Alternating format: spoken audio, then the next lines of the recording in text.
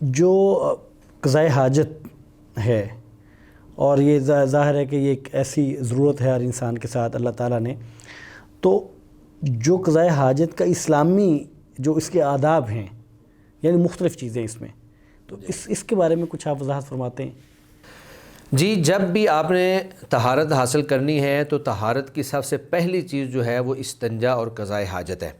جب بھی آپ قضائے حاجت کرنے کے لیے جائیں گے تو اس وقت آپ کو استنجا بھی کرنا پڑے گا اور آپ کو وہاں سے پاکیزگی حاصل کرنی پڑے گی۔ تو نبی مکرم صلی اللہ علیہ وآلہ وسلم نے صحابہ کرام رضوان اللہ علیہم اجمعین اور مسلمانوں کو جہاں پر عبادات کے طریقے بتلائے وہاں پر آپ نے طہارت کے طریقے بھی بتلائے۔ جیسا کہ آپ نے تھوڑی دیر پہلے یہ حدیث پیش کی کہ یہود جو ہیں وہ باقاعدہ مسلمانوں کو تانا دیا کرتے تھے کہ تمہارے نبی کیسے ہیں، تمہارے ساتھی کیسے ہیں کہ وہ تمہیں طہارت کے مسائل بھی بتاتے ہیں۔ تو آگے سے صحابہ نے کہا کہ ہاں، وہ ہمارے لیے ہمارے باپ کی مانند ہیں، وہ ہمیں ہر چیز سکھلاتے ہیں، حتیٰ کہ طہارت کے آداب بھی ہمیں سکھلاتے ہیں۔ قضائے حاجت کے لیے سب سے پہلی بات تو یہ ہے کہ آج کل چونکہ ہمارے ہاں تو باقاعدہ واش روم بنے ہوئے ہیں اور آپ وہاں پہ جا کر قضائے حاجت سے فارغ ہوتے ہیں۔ پہلے دور میں جب یہ نہیں تھے تو اس وقت بھی نبی مکرم صلی اللہ علیہ وسلم نے جو پہلا ادب ہمیں سکھلایا وہ یہ تھا کہ آپ بیت الخلاء میں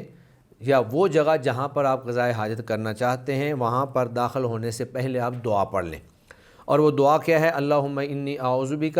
من الخبث والخبائث، اور بعض روایات میں اس کے شروع میں بسم اللہ اللہم انی اعوذ بک من الخبث والخبائث، بسم اللہ کے الفاظ بھی موجود ہیں۔ ٹھیک ہے،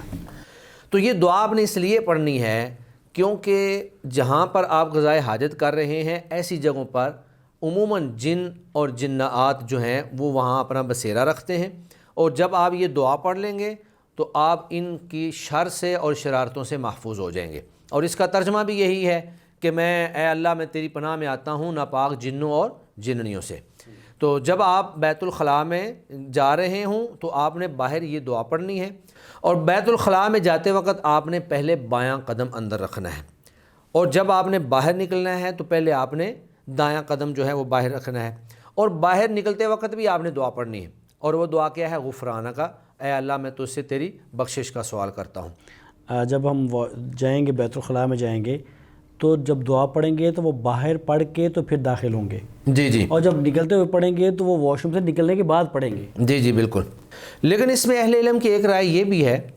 کہ چونکہ آج کل جو ہمارے واش روم بنے ہوئے ہیں بہت صاف ستھرے ہوتے ہیں، پہلے جو واش روم ہوتے تھے وہاں پر نجاست گندگی انہی کے اندر ہی وہاں پر موجود ہوتی تھی، باقاعدہ یہ فلش کا سسٹم اور یہ سسٹم نہیں ہوتا تھا۔ تو علماء یہ کہتے ہیں کہ چونکہ یہ بالکل صاف ستھرے ہوتے ہیں، ان میں نجاست اس انداز میں نہیں ہوتی، بلکہ جب آپ پانی بہا دیتے ہیں وہ ٹینکیاں بڑی بڑی لگی ہوتی ہیں، وہ سارے کا سارا جتنا نجاست اور پیشاب وغیرہ جو کچھ بھی ہوتا ہے وہ سب وہاں سے کئی فٹ اور بلکہ دور تک باہر چلا جاتا ہے۔ اب آپ کے واش روم جو ہیں وہ صاف بھی ہیں، اگر کوئی آدمی اندر جا کر بھی دعا پڑھ لیتا ہے یا کوئی شخص اندر جا کر وضو کرتا ہے اور کوئی دعا پڑھ لیتا ہے تو اس کے لیے حرج والی کوئی بات نہیں ہے۔ ٹھیک ہے، اچھا، جب جہاں واش روم اس طرح نہیں ہے چار دیواری میں، کھلے میدان میں ایک شخص جو کھلے میدان میں قضائے حاجت کے لیے جاتا ہے تو وہ دعا کب پڑھے گا؟ یعنی اس کے لیے تو وہ کوئی حد بندی نہیں ہے نا، وہ اس کا مطلب یہ ہے کہ کپڑے اتارنے سے پہلے ایسا آدمی جو ہے وہ کم از کم اس کو ایک تصور کے اندر یہ ہوگا کہ جی میں نے اس جگہ بیٹھ کر قضائے حاجت کرنی ہے، تو جس جگہ اس نے بیٹھنا ہے وہ اپنے کپڑے جو ہے اتارنے سے پہلے وہ اپنی دعا پڑھ لے گا اور اس کے بعد پھر وہ وہاں پر بیٹھ جائے گا۔ اچھا، یہ بتائیے گا کہ واش رومز ہمارے ہاں تو آج کل ظاہر ہے کہ گھروں میں بھی اور ہر جگہ بنے ہوتے ہیں اور لوگ عام طور پہ قضائے حاجت کے لیے ادھر ہی جاتے ہیں، لیکن آج بھی ایسی جگہ موجود ہیں کہ جہاں واش رومز نہیں ہیں، اور پہلے تو بہت زیادہ تھیں، تو کیا کوئی ایسی جگہ ہیں جہاں پہ قضائے حاجت کے لیے نہیں جانا چاہیے جو ممنوعات میں سے ہیں؟ جی، قضائے حاجت کے آداب میں اللہ کے نبی صلی اللہ علیہ وسلم نے ہمیں یہ بھی ادب سکھلایا ہے کہ کوئی شخص جو ہے وہ راستے میں قضائے حاجت نہ کرے، اسی طرح کوئی شخص جو ہے وہ سائے والی جگہ پہ قضائے حاجت نہ کرے۔ اس کی وجہ یہ ہے کیونکہ راستے میں بھی لوگوں کا آنا جانا ہوتا ہے اور لوگ جو ہیں وہاں سے گزر رہے ہوتے ہیں،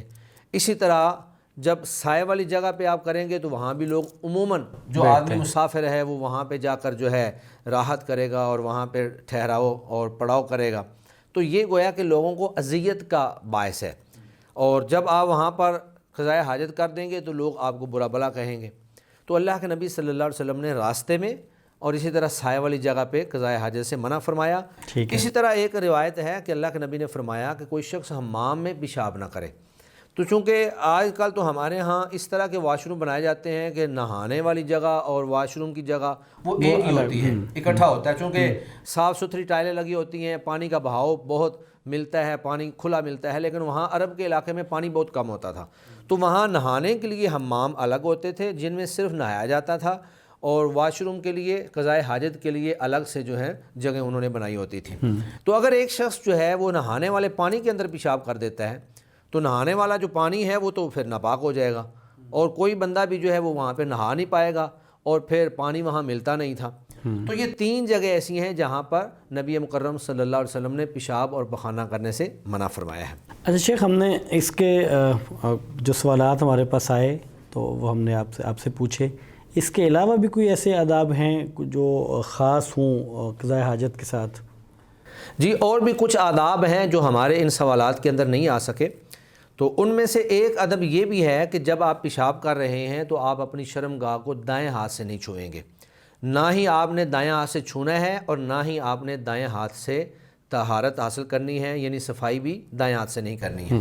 رسول اللہ صلی اللہ علیہ وآلہ وسلم نے فرمایا کہ فلا یاخذن ذکرہ بیمینہ، کہ جب بھی تم میں سے کوئی شخص پیشاب کرے تو وہ اپنی شرمگاہ کو دائیں ہاتھ سے نہ چھوئے۔ گویا کہ اس کا مطلب یہ ہوا کہ آپ نے قضائے حاجت کرتے وقت دائیں ہاتھ کی بجائے بائیں ہاتھ کے ساتھ آپ شرمگاہ کو بائیں ہاتھ لگا بھی سکتے ہیں، اور بائیں ہاتھ سے ہی آپ نے شرمگاہ کی جو ہے صفائی کرنی ہے۔ اسی طرح اگر آپ قضائے حاجت کے لیے کسی وقت موقع ایسا بنتا ہے کہ آپ کے پاس واش روم نہیں ہے، آپ صحرا میں ہیں، کسی سفر میں نکلے ہوئے ہیں، تو اللہ کے نبی صلی اللہ علیہ وآلہ وسلم کا یہ طریقہ کار تھا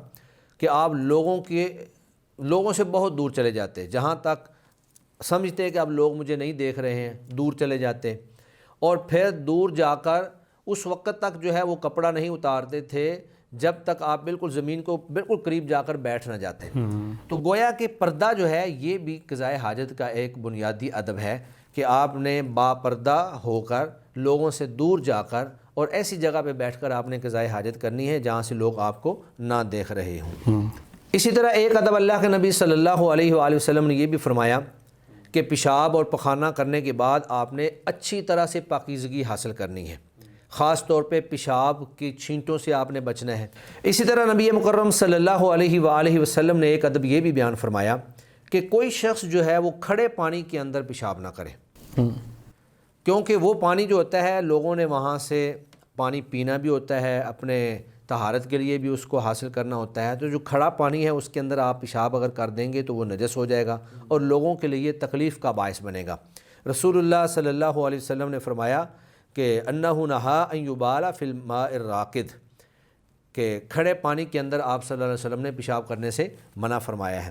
تو یہ بھی ایک بنیادی ادب ہے جو نبی مکرم صلی اللہ علیہ وآلہ وسلم نے ہمیں سکھلایا ہے۔ لیکن اس میں ایک چیز جو ہے وہ سامنے یہ آتی ہے کہ اگر پانی چل رہا ہے، مثلا نہر چل رہی ہے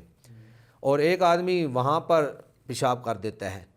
تو وہ پانی اتنا زیادہ ہوتا ہے کہ ایک بندے کے پیشاب کی وجہ سے اس پانی کی طہارت کے اوپر کوئی اثر نہیں پڑتا اور وہ پانی پاک کا پاک ہی رہتا ہے، وہاں پر کوئی ممانعت والی بات نہیں ہے، کیونکہ پانی چل رہا ہے، ایک بڑی نہر چل رہی ہے اور وہ پانی جو ہے اس نے نجاست کو نہیں اٹھایا، اس نے ختم کر دیا۔ تو زیادہ جو مسئلہ ہے وہ کھڑے پانی کے اندر پیشاب پخانہ کرنے کا ہے، اس سے اللہ کے نبی صلی اللہ علیہ وسلم نے منع فرمایا ہے۔ تو یہ وہ چند آداب تھے جو ہمارے سوالات کے اندر نہیں آئے تھے۔ تو ہر مسلمان کو قضائے حاجت کے وقت اور طہارت کے وقت ان آداب کا لحاظ رکھنا چاہیے تاکہ انسان جو ہے وہ ایک مکمل طہارت حاصل کر سکے اور پورے خضوع خشوع کے ساتھ اپنی عبادات کو بجا لا سکے۔